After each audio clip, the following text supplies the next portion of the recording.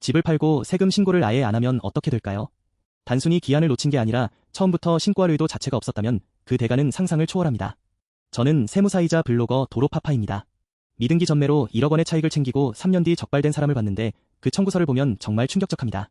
기본 세율이 70%인데 거기에 가산세만 또 40%, 그리고 매일 쌓이는 지연 이자까지. 손에 쥔 1억 원이 세금만으로 전부 사라지고 오히려 다른 돈을 끌어와서 세금을 메워야 하는 상황이 됩니다. 이 영상에서는 미등기 전매와 가산세 폭탄의 실제 숫자를 정확히 풀어서 보여드립니다. 세금을 아끼려다 원금까지 날리는 구조를 이해하고 혹시 해당하는 상황이 있다면 남은 시간을 어떻게 활용할지 판단하는 데 도움이 될 겁니다. 부동산 거래에서 미등기 전매란 무엇일까요? 소유권 이전 등기를 마치지 않은 상태에서 집을 다시 파는 행위입니다. 쉽게 말해 A가 B로부터 집을 샀는데 아직 이름을 내 이름으로 바꾸지 않은 상태에서 B가 C에게 팔아버린 거죠. 등기가 없으니 세무당국 전산망에 거래 기록이 남지 않는다는 착각에서 비롯됩니다. 등기가 없으면 국세청의 부동산 실거래가 시스템에 안 걸린다고 생각하는 거예요. 하지만 이건 완전히 잘못된 생각입니다. 세법에서는 세금 신고 누락을 정확히 두 가지로 나눕니다. 첫 번째는 일반 무신고입니다. 몰라서 또는 실수로 신고를 안 한 경우인데 이 경우 가산세는 20%입니다. 예를 들어 자영업자가 매출을 깜빡하고 신고했는데 나중에 들통났다면 일반 무신고가 됩니다. 두 번째는 부당 무신고입니다. 일부러 세금을 숨길 목적으로 신고를 안 한 경우인데 가산세가 20%가 아니라 무려 40%입니다. 정확히 일반 무신고의 2배입니다. 처벌 수준이 완전히 달라지는 거죠. 부당 무신고에 해당하는 행위를 보면 이중장부 작성이 있습니다. 의도적으로 두 개의 장부를 만들어서 세무당국과 은행에 다른 기록을 제출하는 거죠. 또 허위 계약서 작성이 있습니다. 실제 거래 금액과 다른 금액으로 계약서를 작성하는 겁니다. 그리고 재산은닉과 허위 증빙 제출도 있습니다. 자산을 숨기거나 뒷받침하지 않는 서류를 만들어내는 거죠. 마지막이 미등기 전매입니다. 미등기 전매는 처음부터 거래 사실 자체를 숨기는 행위이기 때문에 단순 실수가 아닌 변명의 여지가 없는 부당무신고 1순위로 분류됩니다. 이건 세무서도 알고 법원도 알고 국세청도 모두 알고 있는 사실입니다. 그래서 미등기 전매로 적발되면 일반 무신고가 아니라 부당무신고로 100% 가산세 40%가 적용됩니다. 정상적으로 등기 후 양도하면 보유기간과 주택수에 따라 양도소득세율이 정말 다양합니다. 1주택 비과세의 경우를 보면 조건을 만족하면 세금이 0원입니다. 보유기간이 2년 이상이고 거주기간이 1년 이상이면서 거래 시점의 주택이 하나일 때죠. 이 경우 세금을 전혀 안 내도 됩니다. 반면 오래 보유한 다주택자는 어떨까요? 3년 이상 보유한 경우 기본 세율은 20%입니다. 2년 이상 3년 미만은 25%입니다. 1년 이상 2년 미만은 30%입니다. 1년 미만은 무려 40%입니다. 그런데 다주택자라는 이유로 중과세가 적용되면 어떻게 될까요? 기본 세율에 추가로 10에서 20%가 더 붙습니다. 보유 기간과 주택수에 따라 세율이 결정되죠. 이렇게 정상 거래는 0%부터 60% 정도까지 정말 폭이 넓습니다. 반면 미등기 양도는 그 어떤 공제도 혜택도 없습니다. 생각해보세요. 등기 없이 거래했으니까 정부에서 세금을 제대로 추적할 수도 없고 불법 거래이기 때문에 혜택을 줄 수 없다는 논리입니다. 양도 차익의 무려 70%가 단일 세율로 그대로 부과됩니다. 이건 변칙 거래에 대한 엄중한 벌칙이죠. 거기에 지방소득세 10%까지 더하면 실질세 부담은 77%에 이릅니다. 생각해보세요. 차익이 1억 원이라고 하면 세금만으로도 7,700만 원입니다. 기본 세율 단 하나만으로도 차익의 77%가 세금이 되는 거죠. 1,000만 원이 남으려면 1억 3천만 원을 버셔야 합니다. 역으로 생각하면 차익 1억 원으로 13억 원을 버는 효과가 나는 거예요. 미등기 양도는 장기 보유 특별 공제도 없습니다. 이 공제는 보유 기간이 오래되면 기본 세율을 낮춰주는 혜택이죠. 최대 80%까지 낮출 수 있습니다. 비과세도 없습니다. 1주택 비과세, 고령자 비과세, 장애인 비과세 같은 모든 감면이 사라집니다. 1주택 혜택도 전부 박탈됩니다. 이건 정상 거래 시 받을 수 있는 가장 기본적인 혜택인데 미등기 거래면 아예 안 됩니다. 모든 감면이 사라지고 정말 찬바람이 부는 세 부담이 남습니다. 1억 원을 차린 건데 첫 단계인 기본세만으로도 7천만 원이 날아갑니다. 하지만 진짜 문제는 여기서 시작입니다. 왜냐하면 여기에 또 다른 세금이 붙기 때문입니다.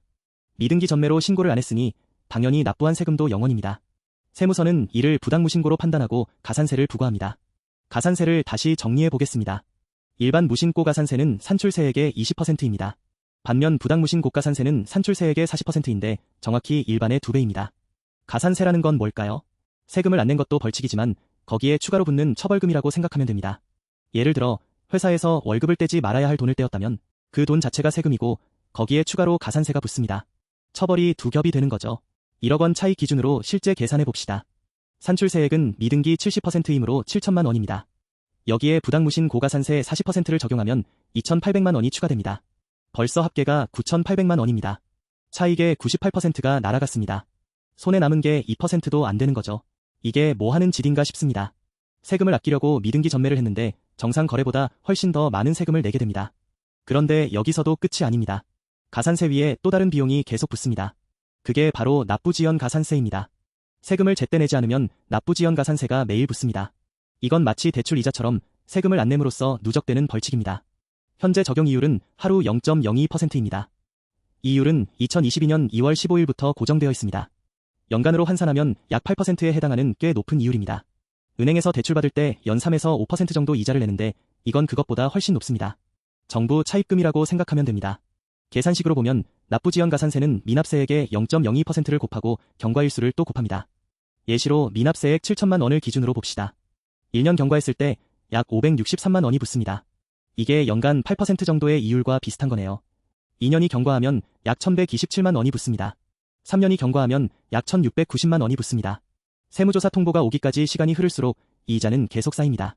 신고 기한을 넘긴 날부터 실제 납부일까지 단 하루도 멈추지 않습니다. 마치 잠자는 빗에 계속 이자가 붙듯이 매일 조금씩 증가합니다. 이 부분이 정말 무섭습니다. 왜냐하면 세무조사 전산망에 걸리는 시점까지 사람이 전혀 알 수 없거든요. 나중에 통보장이 날아올 때까지 이자는 계속 불어나고 있다는 거죠. 작은 예를 들면 100만 원을 1년 늦게 내면 8만 원의 이자가 붙습니다. 7천만 원을 3년 늦게 내면 1690만 원이 붙습니다. 차익이 아니라 손실입니다. 이제 실제 숫자로 한번 계산해 봅시다. 미등기 전매로 1억 원의 차익을 챙기고 3년 뒤에 세무조사에 적발된 사례입니다. 양도 차익은 1억 원입니다. 거래 방식은 미등기 전매이므로 세율 70%가 적용됩니다. 신고는 아예 하지 않았습니다. 그리고 적발은 3년 뒤에 됐습니다. 이제 청구서를 합산해 봅시다. 첫 번째, 기본 양도소득세입니다. 70% 세율이 적용되니까 7천만 원입니다. 이건 피할 수 없는 기본 세금입니다. 두 번째, 부당무신 고가산세입니다. 산출세액 7천만 원에 40%를 곱하니까 2,800만 원입니다. 신고를 일부러 안 했다는 벌칙입니다. 세 번째, 납부지연 가산세입니다.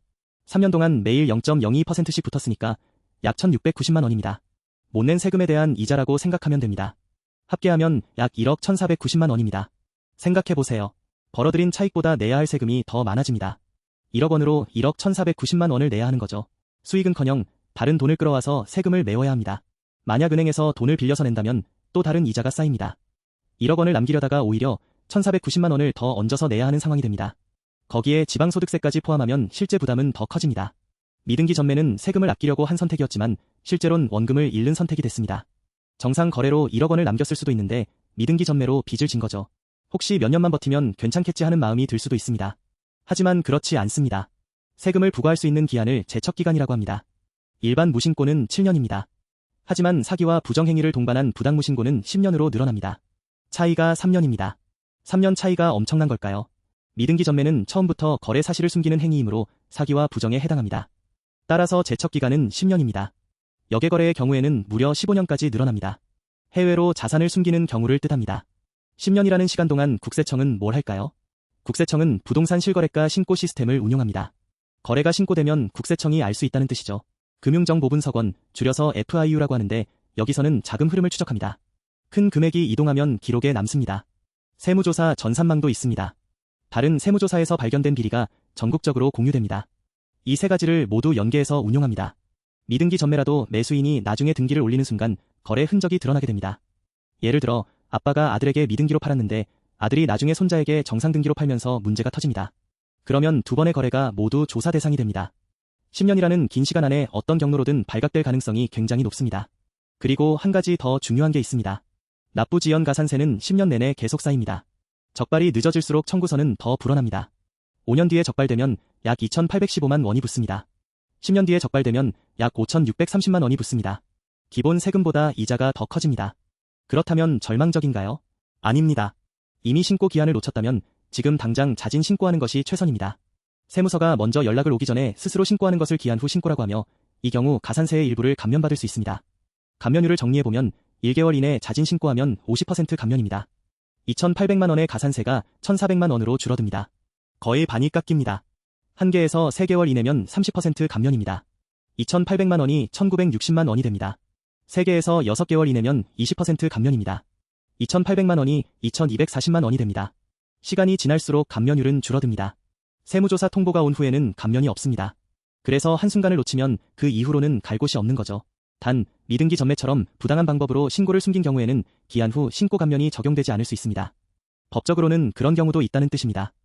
이 경우 반드시 세무 전문가와 상담하여 현재 상황에서 취할 수 있는 최선의 대처를 먼저 파악해야 합니다. 합법적인 절세는 등기 후 정상 신고를 전제로 합니다. 신고 자체를 숨기는 것은 절세가 아니라 탈세입니다. 만약 처음부터 등기를 정상적으로 마치고 제때 자진 신고했다면 비과세 요건이나 장기 보유 특별공제 같은 합법적인 감면을 받을 수 있었을 겁니다. 1주택이면서 보유 기간 2년 이상, 거주 기간 1년 이상이라면 비과세입니다. 세금을 0원 내면 됩니다. 보유 기간이 3년 이상이면 장기 보유 특별공제가 적용됩니다. 세율을 20%까지 낮출 수 있습니다.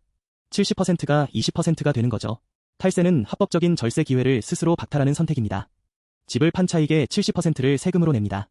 거기에 40%의 가산세를 얹고 매일 쌓이는 지연이자를 더하면 남는 것은 없습니다. 10년이 지나도 쫓아오는 추징 앞에서 몰랐다는 말은 통하지 않습니다. 몰래 판 집이 결국 가장 비싸게 팔린 집이 됩니다. 혹시 지금이라도 마음 바뀐 분은 빨리 손을 쓰는 게 답입니다. 기한 후 신고로 가산세를 줄이고 세무 전문가와 함께 남은 방법을 찾으세요. 여러분의 구독과 좋아요가 다른 분들이 위험한 실수를 피하는 데 큰 도움이 됩니다.